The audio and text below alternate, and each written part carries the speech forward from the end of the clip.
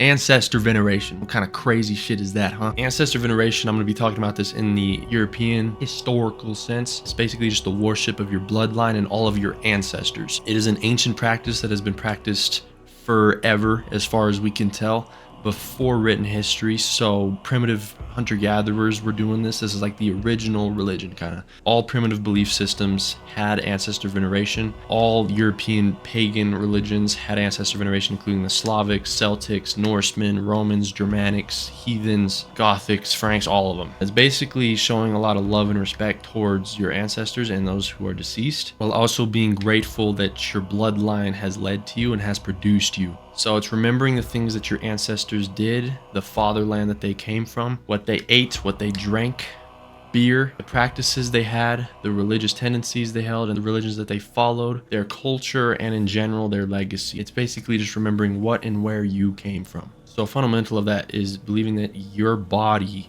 and your will is comprised of all of your ancestors and your entire bloodline. It is all come down, packed in to you. So we are the product of all before us. We are the carriers of all the stories, all of the wars, all of the famines, all of the strengths, all of their wills, all of their sufferings, every single moment of their lives, thousands of generations. It has all led to you. Disappointing, right? But yeah, so it's all led to your life, the actions that you take, the impact that you leave. So we must uphold our ancestors' values, strengths, and beliefs, because they're the only reason that we have the opportunity and the responsibility that they have given us. So we also must try to become greater than our ancestors in both physical and spiritual realms. And it's also believed that our ancestors hold a spiritual power, of course, within our day-to-day lives. And to get the positive side of that spiritual power is to venerate the ancestors and to remember where you came from, basically, and what you came from. So for example, it's believed in Norse paganism that all of the evil spirits that try to attack you, detriment your life and your will, are fought off by your ancestors' spirits, but only if you venerate your ancestors. And the purpose is to not ask for favors, but it's instead to pay respects, recognize your duty and your responsibility that has been put upon you. And it's also a fundamental belief that all of your ancestors are judging you and watching you 24/7. And they are constantly hoping for the best. And they're probably gonna punish you in the afterlife. So everything that you do, every moment of your life, thousands and thousands of your ancestors who suffered for you and who died and who fought wars for you are watching you. And that in itself is very powerful to believe that, because it obviously pushes you forward and it gives you a lot of responsibility with your life. So next time you're watching some weird shit on the internet, just remember thousands of generations of your people are judging and watching you. The other big thing about ancestor veneration is blood memories. That is the most interesting part, I think. So blood memories are basically the idea that certain significant events are passed down to us genetically. And even to the extent that the wisdom and the culture and the experiences that our ancestors had, we have a sort of tap into that. We can tap into that. And we carry those things in our blood. We inherit a lot of things that our ancestors experienced, even psychologically. But of course, it's proven that we inherit things biologically.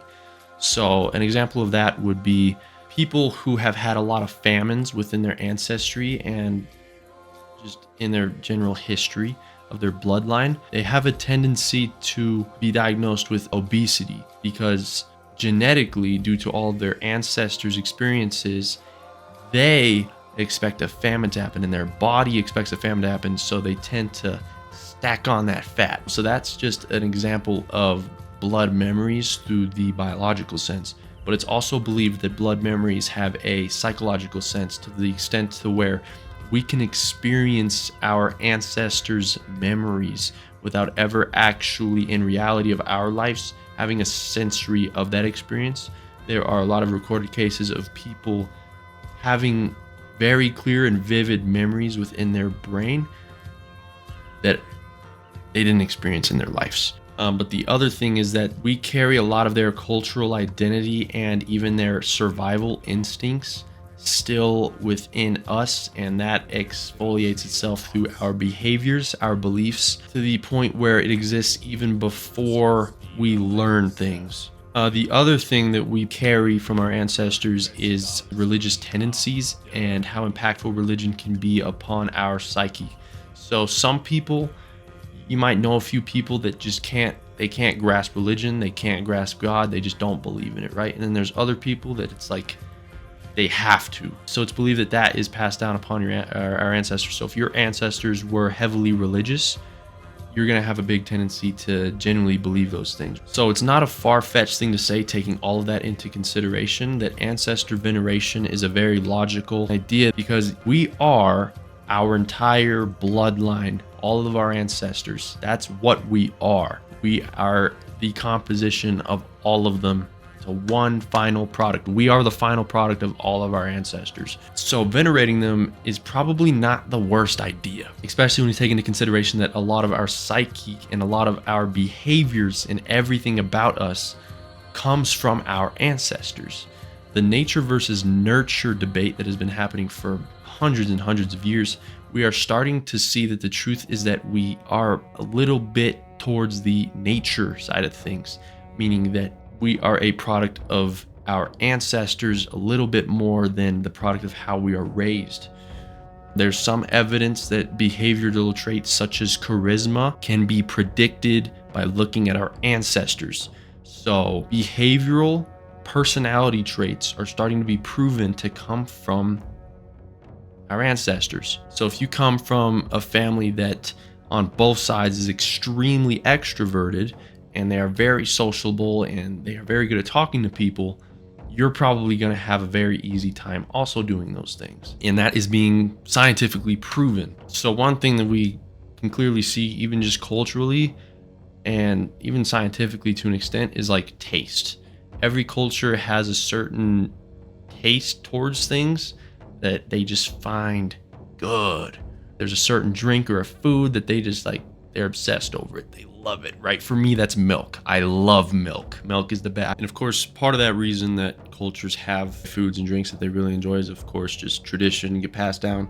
If you grow up always drinking milk, you're gonna still like milk when you get older, right? Part of that is because technically in your DNA to like those things, because all your people, a mass amount of your people have always been doing that. So that also plays a little bit of a part in that. It's probably not the biggest one. The biggest one is you grow up eating the same food, you're probably still gonna like that food. It's like a tradition thing for the most part. But if all your ancestors were alcoholics and they all loved beer, but you never drank beer, but one day you did drink beer, you might like beer. And that's because you get the point, right? If you're Northern European, you're usually about 50% a descendant of Indo-Europeans. And what Indo-Europeans were, they were semi-nomadic people who eventually, of course, went west and invaded the European hunter-gatherers who were here before the Indo-Europeans. So if you're Northern, you're a mix of European hunter-gatherer and Indo-European. If you really like milk, they loved milk, mostly did like dairy shit, they drank milk, and they to an extent were nomadic. So for me, that's just an example. You can find examples like that no matter where you are from. You can be from any continent, and if you just do some research, you'll be like, oh, well, that's why my entire family eats this, that's why my entire family drinks this. But the main reason that I recommend it is that it gives you a great sense of responsibility and purpose that makes a lot more logical sense than, let's say, religion does, because anyone who has a logical brain knows that most religions are fucking wrong. But ancestor veneration has, in my opinion, it tends to make more sense. And it also is extremely powerful because it gives you a great sense of purpose and responsibility, believing that all of your ancestors are watching you and you are the final product of all of their lives and all of the suffering that they went for your dumbass. Next, the question is, how do I know my ancestry? How do I know where I'm from?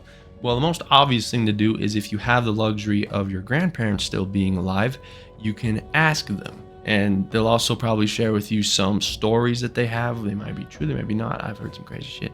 They might also share with you, of course, traditions that they have, customs, recipes, that kind of shit. But that will only get you so far. That'll usually only get you only a few generations back. So honestly, the biggest thing is Ancestry.com. If you don't already have an idea and you want to know better, spit in that damn vial and you do whatever. Maybe the globalists also take a portion of the vial to do some pseudo shit to you through the algorithms. I don't know. We're not going to get into any schizo things today, but doing that will basically tell you percentage based where you are from. And then from there, you can also go by generation, birth by birth. You can find your 12th grandpa. I think I found my 15th great grandpa. That's how far back I could go. I could go back to about 1400. So that's how you can find out where you are from. And of course, you just go from there, right? And that's why for me, ancestral veneration, it just makes sense to do. Because of course, there are a lot of modern arguments that are very strong and very valid against religion as a whole. So for me, it makes sense that we get our spirituality from what we know with absolute truth is where we came from. So things like ancestor veneration, right? Because we are in full products of nature. So why wouldn't we worship it? Nature has been along our side literally forever. And everybody, generally speaking, knows when you go out into nature, there's something special about it. There's a feeling that you get. There's a connection. There's a special divine connection when you go into nature. Everybody experiences that, even if you are already religious. So for me, that makes the most sense, is finding nature divine, worshiping your ancestors. So yeah.